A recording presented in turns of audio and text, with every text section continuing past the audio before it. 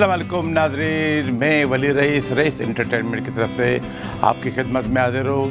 नाज़रीन, आज मैं पाकिस्तानी सुपरस्टार जिसके चाहने वाले आज भी दुनिया के तूल हर्ज़ में मौजूद हैं, उससे प्यार करते हैं, उसकी सालगिरह मनाते हैं, अखबारात में और रसालों में उसके एडिशन निकलते हैं। तो हमारे वो सुपरस्टार जो अब इस दुनिया में नहीं हैं, लेकिन उनका फ़न, उनकी अदाकारी, उनके स्टाइल आज भी लोग याद करते हैं। वो आज भी ज़िंदा है लोगों के दिलों में, चाहने वालों के दिलों में और पाकिस्तानी फ़िल्म लवर्स के दिलों में। जी हाँ, वो है हमारे पाकिस्तानी चॉकलेटी हीरो वहीद मुराद। अपने कदमों में रख लीजिए वो मेरे दिल का ये नजराना। मेरी हजारों साल दिल दिया भूल हुए, दिल के दिल ही में रहे। गुस्से में गुलाबी गाल, चेहरे पे ये उलझे बाल, हाय हाय अरे एक नजर तो देखिएगा हुजूर वाला, मैं हूँ एक महबूब निराला। पूरा मेरे दीवाने दिल इस दुनिया से क्या पता जिंदगी का क्या भरोसा है किसी का। नाज़रीन, आज हम बात करेंगे वहीद मुराद की 3 प्लैटिनियम जुबली फिल्मों के बारे में। और इत्तेफाक की बात है कि तीनों प्लैटिनम जुबलियों में एक ख़ास खसूसियत ये है कि चले मैं आपको आगे से बताता हूँ।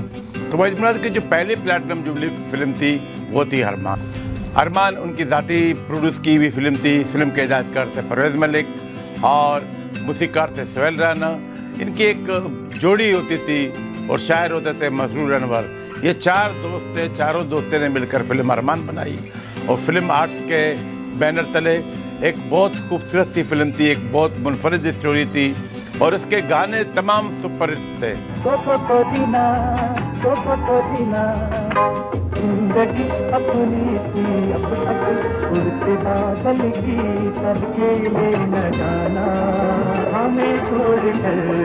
इस फिल्म के गाने आज भी टीवी पे या मुख्तलिफ प्रोग्रामों पे लोग बजाते हैं और अपने आप को वहीद मुराद गर्दानते हैं।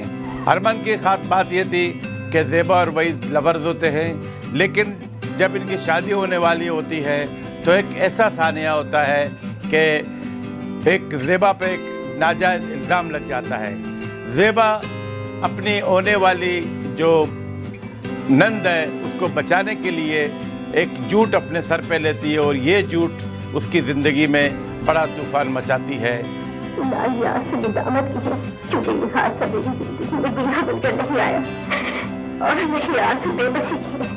अपनी कहानी में तुम्हें कभी कभी लम्हों का सुख जिंदगी भर का रोग बन जाता है। बाजी तुम्हारे और तुम्हारे खानदान को जान से ज्यादा है। फिर यही चीज़ दोबारा फिल्म बेटी में ज़फ़र शबाब ने दोहराया और बहुत सी फिल्मों में यही चीज़ के नंद की बेटी या साली की बेटी उसको जो हीरोइन अपने गोद लेती है तो वो फिर उसके लिए दर्द सर बन जाता है। तो यही चीज़ अरमान फिल्म में भी थी। अरमान फिल्म में वहीद मुराद ने एक खूबसूरत चुलबुले नौजवान का मेरे घर आने की आदत छोड़नी होगी और तुम्हारी आवाज़ मुझे बिल्कुल पसंद नहीं, इसे खत्म करना होगा। जरूर। और मैं तुम्हारी शादी का फैसला कर चुका हूँ। ये एक बहुत ही खूबसूरत सी प्लैटिनम जुबली फिल्म थी और वहीद के मरने के बाद तो दोबारा ये फिल्म बार बार सिनेमाओं पर रिलीज होती गई। और चश्मे यार लाख दफा समझाया, ऐसी आवाज नहीं दिया करो, किसी दिन हार्ट फेल भी हो सकता है। ये देख मेरे दिल की धड़कन बंद हो गई। तो बुलाओ 4 आदमी तुझे ले जाने के लिए। यार तू हमेशा मेरे लिए गलत बात पूछता है, गलत जगह फंसाता है, उठा के नासिर बना दिया। कोई उल्टी सीधी बात मुझे तो सख्ता हो जाएगा। दरअसल मैं माफी ही मांगने आया था। आप काफी ही शर्मिंदा हैं, ये यूं ही माफी मांग रहे हैं। अरे ये क्यों किया आपने? मैं अहमक हूँ, मैं अंधा हूँ, मुझे महबूबा की माँ महबूबा नजर आती है। मैं तेरी सारी मुश्किलें आसान कर दूंगा, तू गाना भी गाए। रोना तक तो आता नहीं, मैं गाना कैसे गाऊंगा? तूने हिंदुस्तानी पाकिस्तानी फिल्में देखी है ना? गाता है रफी अरुशी और वो मिलाते हैं संतोष कुमार, दिलीप कुमार। बात नहीं सच्ची तो इसी किसी यतीम खाने पहुंचा देती, बोझ बन गया था तो कूड़े के किसी ढेर पर फेंकाती, और अगर उसका आ गई तो उसके सवाल बना के उसके दरवाजे पर ले जाती जिसने गुनाह की सौगात तुम्हारी झोली में डाली। तुमने बदनामी और जिल्लतों के दाग अपने चेहरे पर सजा लिए, तुम्हें इसका हक था। तुमने अपनी हसरतों का गला घोट कर दूसरों के गम, आंसू और रुसवाइयां समेट ली, तुम्हें इसका भी हक था। लेकिन मेरी राहतें और मेरी जिंदगी छीनने का तुम्हें क्या? अगली फिल्म है अंजुमन। अंजुमन एक समझ लो कि एक दोहराई हुई स्टोरी थी। इसी कहानी को दिलांदे सौदे के नाम से, कभी चाहत के नाम से, कभी किस नाम से, कभी किस नाम से दोबारा रीमेक किया गया। शादी की सालगिरह मुबारक हो। इतने जबरदस्त तोहफे लाया हूँ कि आप देख के दंग रह जाएंगे, आप हैरान रह जाएंगे। और ये सब लोग और बोलने से आज मुझे कोई नहीं रोक सकता, ना आप ना आपके मियाँ, आज किसी को रोक नहीं चलेगा। ये आपका तोहफा और ये आपका तोहफा। भाभी मेरी भाभी तुम जियो हजारों साल। अंजुमन की कहानी यूं है कि वहीद मुराद, सबिया खानम और संतोष कुमार की जिंदगी बड़ी अच्छे तरीके से गुजरती है। वहीद मुराद संतोष कुमार का छोटा भाई होता है। अचानक एक मर्तबा संतोष कुमार जब के ज़मीनों के दौरे पर निकल जाते हैं तो वहाँ किसी दोस्त के कहने पर वो रानी के कोटे पर पहुँच जाते हैं।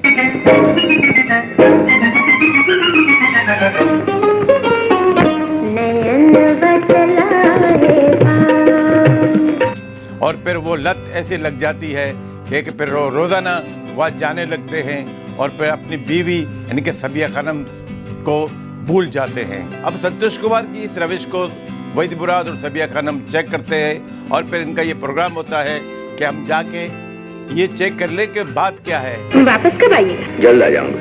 खाने से पहले आ जाइएगा ना? कोशिश करूंगा, अगर देर हो गई तो तुम खा लेना। आपके बगैर? कारोबारी मीटिंग है दत्ताज, कभी कभी इंसान इसमें बेबस हो जाता है। इधर वहीद मुराद की मंगनी भी होती है सबिया खानम की बहन के साथ। वो तो है, वैसे आपकी निस्बत आपकी बहन बहुत खूबसूरत है। इनकी भी रोमांटिक जोड़ी होती है और बड़ी खुशगवार होती है।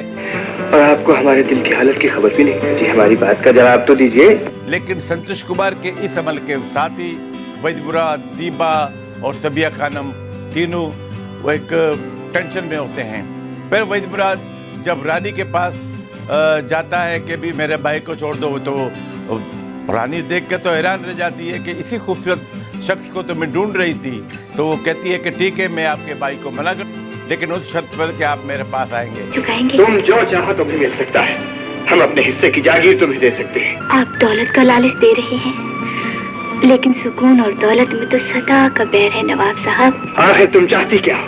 तुम्हारा मतलब? आपके भाई यहाँ कभी नहीं आएंगे, लेकिन उनकी बजाय आपको आना पड़ेगा।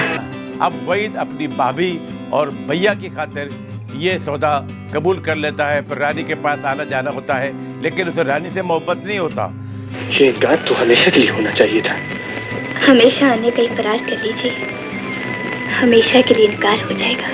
और फिर यहाँ पे दीपा परेशान कि ये क्या हो गया है। वहाँ जाना बहुत जरूरी था ना? मजबूरी थी, लेकिन मुझे यकीन था जब मैं तुम्हें अपनी मजबूरी का एहसास दिलाऊंगा तुम मुझे जरूर माफ कर दो। जब सबिया खानम को ये पता चल जाता है कि वहीद मुराद और संतोष कुमार किन चक्करों में पड़े थे, तो वो खुद ही आ जाती है यहाँ पे। आप कौन हैं? मैं नवाब वजाहत अली की बीवी। मेरी बातों को सुन ले और ये फैसला कर दे कि उसने बीवी का शौहर तो छीना था, माँ का बेटा क्यों छीना है? बेटा? हाँ, मैं आसिफ अली की भाभी नहीं, माँ। मेरा शौहर भी यहाँ आता रहा है, उसे तुमसे मोहब्बत थी और शायद तुमने भी उससे मोहब्बत की हो, लेकिन मैं उसे वापस लेने के लिए यहाँ नहीं आई। उसे वापस लेने के लिए आपका बेटा जो आ गया था और तुमने उससे सौदा कर लिया, और मैं उसे तुमसे वापस मांगने आई कि आप सोच भी नहीं सकती कि एक शरीफ घराने की औरत की जिंदगी में एक ही तूफान आया है और वो तवाइफ के घर तक आ गए हैं, और हम तो आज तक किसी ऊंचे घराने में गिला करने तक नहीं गए। रानी चूंकि वो भी मोहब्बत करती है, तो रानी कहती है कि आपने किस तरह ये बोल दिया कि मैं वहीद मुराद को छोड़ दूं, लेकिन मैं आपका एहतराम करती हूं और आपकी बात को मान लेती हूं, और आज के बाद वहीद मुराद यहाँ नहीं आएंगे। और फिर एक शर्त पे कि वहीद का सहरा मैं गाऊंगी। सबिया खानम ये सौदा कबूल कर लेती है, और फिर आखिर में रानी आकर वहाँ गाती है कि इजहार भी मुश्किल है, चुप रह भी नहीं सकते। क्या खूबसूरत सी फिल्म थी।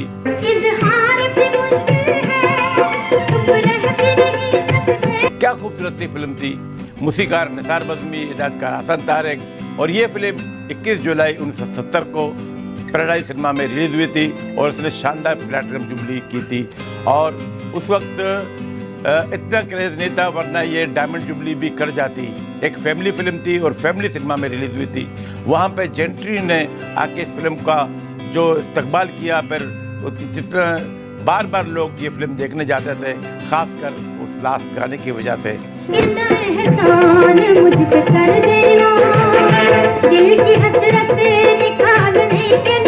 अब जिस तरह मैंने कहा कि अरबान की जो स्टोरी है वो नंद वाली और बच्चे वाली, नाजाद बच्चे वाली, उसको बार बार रिपीट किया गया। इसी तरह जुमन की कहानी को भी बार बार रिपीट किया गया। लेकिन तीसरी जो प्लैटिनम जुबली फिल्म है, और आवाज़ की खासियत ये है कि आवाज़ अदाकार नदीम की मगरबी पाकिस्तान की पहली फिल्म यानी कि संगदिल का रीमेक थी और बहुत खूबसूरत सी फिल्म थी। इसमें नदीम वाला किरदार वहीद मुराद ने किया, मसूद अख्तर वाला किरदार गुलामुद्दीन ने किया, और फिर मोहम्मद अली बाप बने हुए थे। एक बहुत खूबसूरत सी नगमाती फिल्म थी ज़फ़र शबाब की। और ये अचंभे की बात है कि इस फिल्म ने प्लैटिनम जुबली की मोहम्मद अली के होते हुए, यानी कि मोहम्मद अली की फिल्मों को अक्सर प्लैटिनम जुबली या डायमंड जुबली या गोल्डन जुबली होने से रोक लेते थे, लेकिन इस फिल्म ने प्लैटिनम जुबली की, यानी कि मोहम्मद अली की प्लैटिनम जुबली फिल्म। अगर उन्होंने मुझे अपनी बहू तस्लीम ना किया तो? ना ना ना ना, अब्बा जान बहुत ज्यादा ख्याल आदमी, और फिर तुम्हारी गोद में पोते को देखकर तो बहुत खुश हो। तो जी तुम मेरे प्यार का गीत है, तुम मेरे दिल की आवाज़। अनीस देखो, मेरे बाद बेगम साहब का और मुन्ने का बहुत ख्याल रखना। अगर कभी डैडी कोठरी पर आ जाए ना, तो मुन्ने को और बेगम साहब को अपने क्वार्टर में बीवी के पास छोड़ देना। तो अब हम बात कर रहे हैं आवाज़ की, यानी कि वहीद मुराद की 3 प्लैटिनम जुबली फिल्मों की। तो इसकी एक स्टोरी भी बड़ी अच्छी है। इसमें वहीद मुराद और मोहम्मद अली का टकराव बड़ा अच्छा होता है। गुलामुद्दीन मोहम्मद अली से टकरा जाते हैं। गुलामुद्दीन ने एक नाजायज़ बच्चे का किरदार अदा किया है। मतलब इस फिल्म में विलन का किरदार अदा किया था। विलन तो मसूद अख्तर भी थे। पिछली फिल्म में यानी कि संगदिल में यही किरदार बदियुज़्ज़मान ने किया था और नीना ने किया था। यहाँ पे ये किरदार मसूद अख्तर ने किया। इससे कम प्यारा है? वहाँ से सारा दिन उसे थपक थपक के सुलाने में मेरे हाथ थक जाते हैं। और इसे देखो कितने मजे से सो रहा है झूले में। जरा सा बड़ा होगा तो शहर के बंगले में चला जाएगा, वहाँ नौकर चाकर खिलाएंगे, सारी उम्र ऐसी है। क्या सोचने लगे? सोच रहा हूँ क्या इसका मुकद्दर हमारे मुन्ने का मुकद्दर नहीं बन सकता? वो कैसे? बस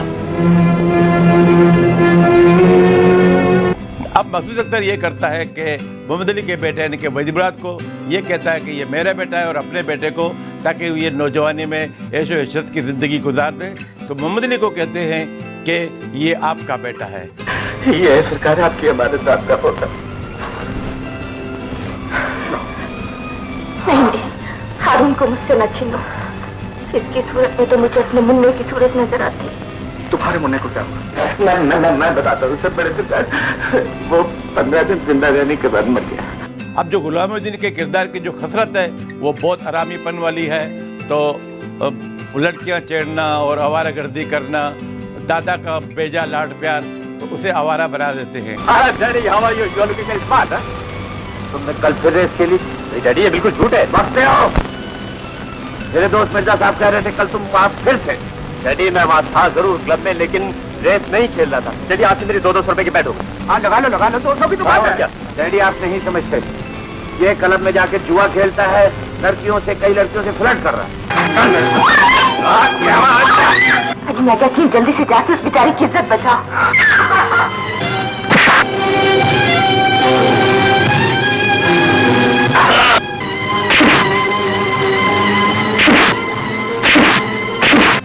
अगर मुनासिब समझो तो रात वहीं गुजार लो, सुबह तुम्हें बस के अड्डे पर छोड़ आऊंगा। वहीद का प्यार शबनम के साथ है। यहाँ गांव में दोनों एक दूसरे को चाहते हैं। नमक ज्यादा हो या कम साथ साथ सुन ले, तू आज के बाद किसी लड़की को सैर नहीं कराएगा। मुझे उन शायरी मेमों पर बिल्कुल भरोसा नहीं। ठीक है, पराठा खिलाती रहे और रोब जमाती रहे। ना मैं वादा करूंगी कोई, ना मैं कसमें खाऊंगी। और इनके वालिदैन चाहते हैं जल्द से जल्द इसकी शादी हो जाए, तो वहीद कहता है कि मैं शहर जाके कमा के आऊंगा, फिर मैं शादी करूंगा। हमारे पास विस्की और सिगरेट का स्टॉक खत्म हो गया है। तुम अभी और इसी वक्त जाकर ये चीजें ले आओ।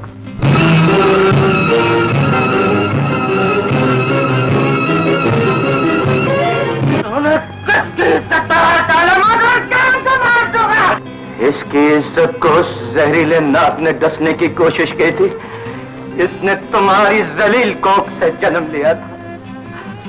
आज से 20 वर्ष पहले हमने गुनाह का जो बीज बोया था, आज उसका जहरीला फल काटने का वक्त आ गया। लेकिन एक मंदिर में वहीद मुराद जब मोहम्मद अली से बदतमीजी करते हैं तो मोहम्मद अली का हाथ टूट जाता है। जलील, तेरी जुर्रत कैसे हुई हमारे बेटे पर हाथ उठाने की? और फिर लास्ट में पता चल जाता है कि वहीद मुरादी मोहम्मद अली का बेटा है। सेठ साहब नहीं यार, मैं तुम्हारा बाप हूँ। सेठ साहब, आपकी आंखों में आंसू। एक बहुत खूबसूरत सी फिल्म थी, जी हाँ, आवाज। तो यूं वहीद मुराद की 3 प्लेटिनम जुबलियों के बारे में मैंने आपको बता दिया। तो मुझे यकीन है आपको मेरा ये मुख्तसर प्रोग्राम पसंद आया होगा। तो नाज़रीन, अगले प्रोग्राम तक के लिए वली रेस को इजाज़त दीजिए। अल्लाह हाफिज़।